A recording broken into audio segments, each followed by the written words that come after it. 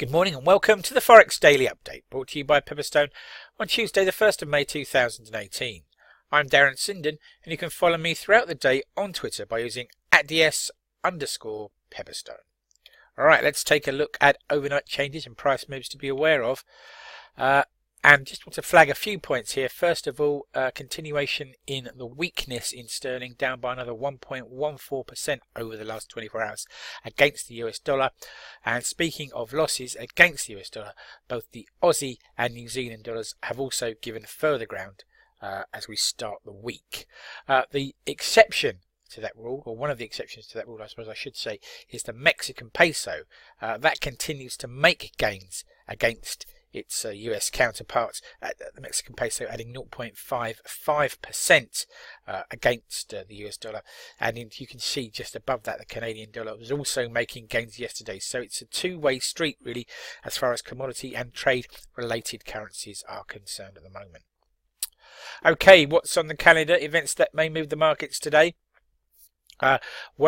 First of all, we've had the Reserve Bank of Australia's interest rate decision and rate statement, and we'll look at that in a bit more detail momentarily. To come this morning at 8:30 GMT, we will have market manufacturing PMI data for the UK for April. That can be quite pivotal as far as the path of sterling is concerned. We'll also have mortgage approvals data for March released at the same time. There's a break then at till 12:30 I should say GMT, when we'll have GDP data out of Canada for February, and at 13:30 we'll have manufacturing data from Canada for the month of April. 1400 and we leap over the border to the USA for the ISM manufacturing PMI and prices paid data for April. A break then till 18:30 when we'll hear from the Bank of Canada's Governor Pollard, who will be speaking.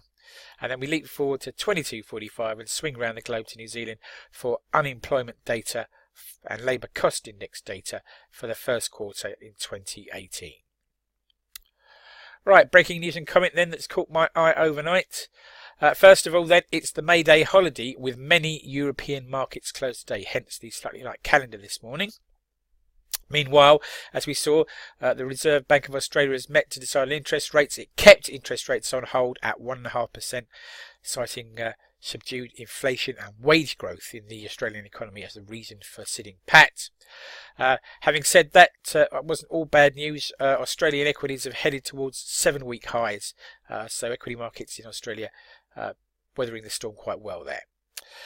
Meanwhile, the US has said that it will extend metal tariff exemptions to its allies, according to the FT, and inflation in Thailand has risen to a 14-month high of just over 1%. Right then, food for thought, something to take away with you into the trading day and beyond. Why not think about this?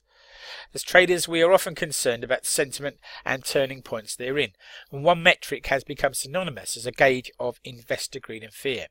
The VIX index has turned 25. Here is a brief look at its history.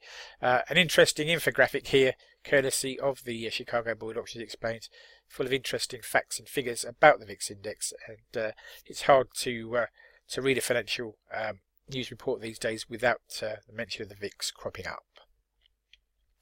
Right, risk warning time. Please take a moment to read the risk warning.